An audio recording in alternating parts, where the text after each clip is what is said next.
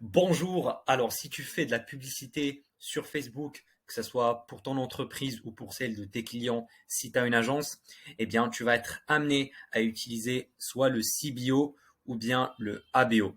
Donc qu'est-ce que c'est le CBO déjà? C'est également ce qu'on appelle l'advantage, donc qui est Advantage Campaign Optimization. Donc en fait, Facebook a juste changé le nom, donc ils l'ont nommé Advantage. Donc en fait, c'est juste pour du rebranding, pour changer un petit peu le nom, le rendre un peu plus attractif, mais ça veut dire la même chose que le CBO et l'ABO. Donc de quoi je parle, je vais directement te montrer sur mon compte publicitaire, comme ça va être beaucoup plus simple à expliquer. Donc là, je vais créer une campagne de conversion normale.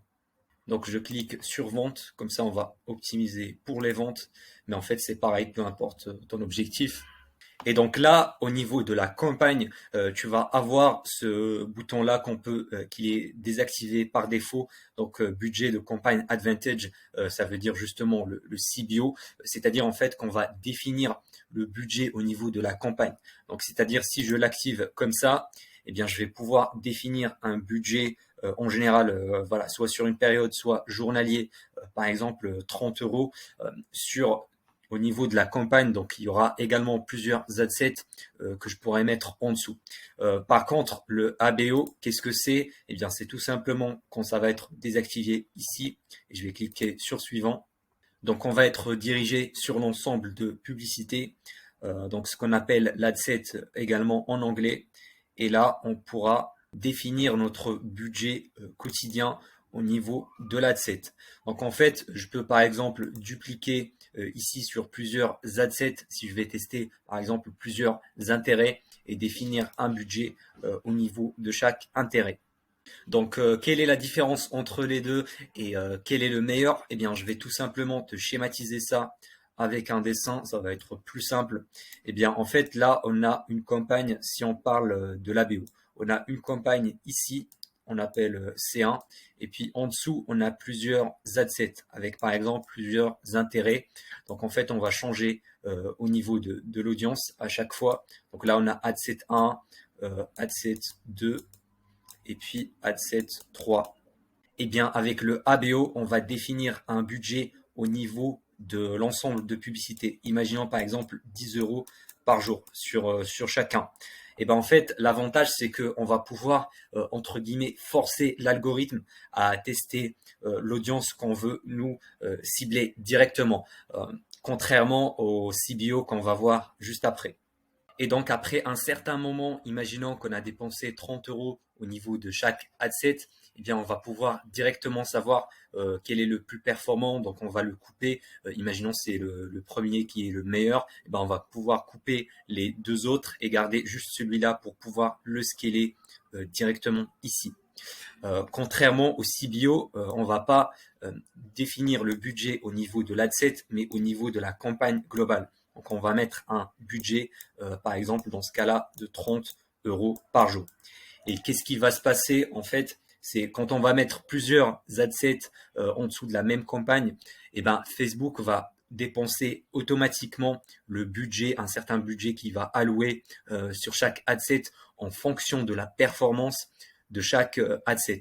Donc, il va tester avec cette audience, puis avec celle-là, puis avec celle-là. Et en fait, il va dépenser de plus en plus sur la gagnante. Donc, imaginons, après 3 jours, on a dépensé 90 euros. Donc, normalement, on devrait dépenser 30, 30, 30. Mais en vrai, par exemple, on va trouver qu'il a dépensé 50 sur celle-là, et puis 20 sur celle-là, et puis, par exemple, 20 sur celle-là. Donc, voilà.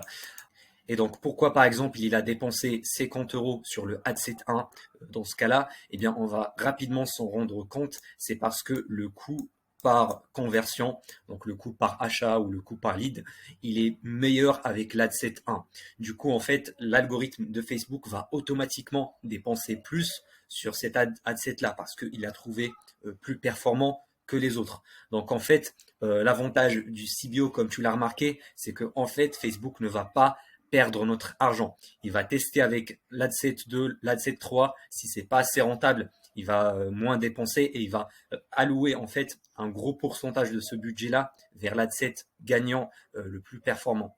Et ça, c'est vraiment un gros avantage du CBO parce qu'en fait, on va utiliser la data et l'intelligence artificielle de Facebook qui va nous permettre d'avoir de meilleurs résultats sans à tester manuellement chaque audience et chaque ad set.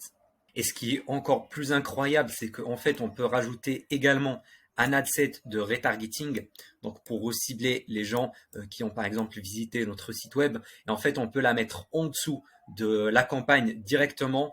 Et en fait, Facebook va dépenser automatiquement le bon montant pour la taille de cette audience-là.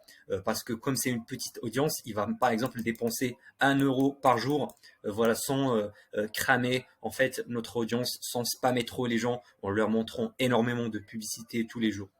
Et ça, je pense que c'est un avantage indéniable parce que tu n'as pas à te creuser la tête combien je vais dépenser sur les audiences de retargeting. Et puis en plus, par exemple, imaginons l'adset 1, il a 1 million, d'audience et l'adset 2, il y a 3 millions. Et puis l'adset 4, il a, allez, imaginons 100 000, 100K. Et bien en fait, l'avantage avec le CBO aussi, c'est que Facebook va allouer le bon budget pour la taille de chaque audience. Alors que si tu le fais en ABO, eh bien ça va être très compliqué de calibrer combien tu vas dépenser sur des grosses audiences parce que logiquement, tu vas pas dépenser le même budget sur une audience de 3 millions de personnes que le même que sur une audience de 100K. Voilà, c'est beaucoup plus petit que les 3 millions, donc on va dépenser beaucoup moins, c'est logique. Et donc pour toutes ces raisons-là, moi je conseille vraiment toujours d'utiliser le CBO, que ce soit en phase de testing ou même en phase de scaling. Et moi, personnellement, j'ai utilisé le CBO et l'ABO. J'ai dépensé des centaines de milliers d'euros. Si je compte encore plus mes media buyers, on va dire c'est des millions d'euros. Et on a toujours de meilleurs résultats avec le CBO qu'avec le ABO. C'est pour cette raison-là, voilà, je l'utilise par défaut toujours. Et pourquoi on a eu de meilleurs résultats? Eh bien, tout simplement parce que Facebook va dépenser juste sur les audiences les plus performantes et il va pas perdre notre argent inutilement. En plus, ça va nous éviter de rentrer en concurrence avec nous-mêmes, voilà, sur le système d'enchères de Facebook, parce qu'on va pas perdre notre argent sur les chevauchements d'audience. Quand on avait défini les audiences ici, eh bien, il faut pas oublier qu'il y a en fait un chevauchement entre ces deux-là. Donc, il y a une partie des gens qui sont dans les deux intérêts également ici. Hop, on va faire un petit chevauchement là. Donc en fait, si tu fais de l'ABO et tu donnes un budget ici, ici et ici, et ben en fait tu vas rentrer en concurrence avec toi-même à ce niveau-là des chevauchements d'audience. Alors qu'avec le CBO, en fait Facebook va connaître en fait que ces audiences-là, il a dépensé déjà de l'argent dessus et donc en fait il va pas montrer la publicité plusieurs fois au chevauchement et il va plutôt dépenser juste sur la partie là. Donc le CBO ou le Campaign Advantage, tu l'appelles comme tu veux, et ben ça nous évite ce problème-là de chevauchement d'audience.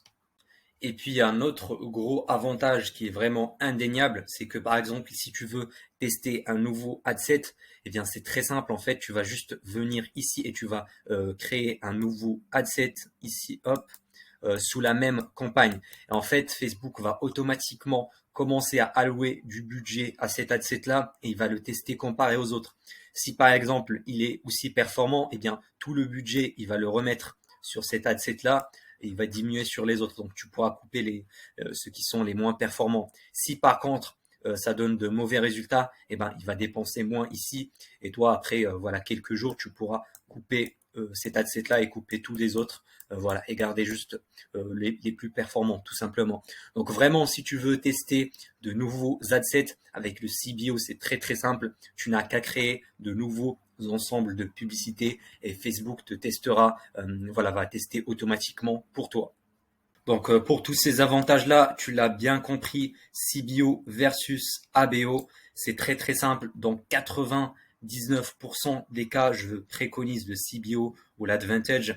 Et voilà, je bannis le ABO, c'est vraiment pas optimal parce que ça sert à rien en fait de forcer l'algorithme à lui dire voilà, tu dépenses tant sur telle audience. Vraiment, Facebook, il est devenu incroyablement performant. C'est pas comme il y a 3 ans ou 4 ans parce que je sais qu'il y en a certains qui vont me dire ouais mais j'ai vu un tel qui me dit sur la vidéo YouTube que l'ABO c'est bien pour le testing et le CBO c'est juste pour le scaling. eh bien, j'ai envie de dire que c'est complètement faux. En fait, ne regarde pas les vidéos qui datent d'il y a ne serait-ce qu'un an ou 2 ans en arrière, parce que à l'époque, oui, c'est vrai, on utilisait l'ABO pour le testing et le CBO, par exemple, pour scaler plus loin. Mais là, à la date d'aujourd'hui, on utilise à 100% le CBO. Parce que Facebook a fait énormément de mises à jour et son algorithme voilà, est devenu beaucoup mieux qu'avant.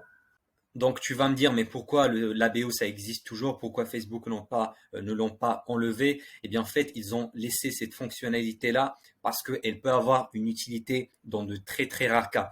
Par exemple, en fait, si tu veux cibler un pays en particulier et que tu as besoin vraiment de dépenser tant d'argent, là tu peux vraiment switcher sur le ABO.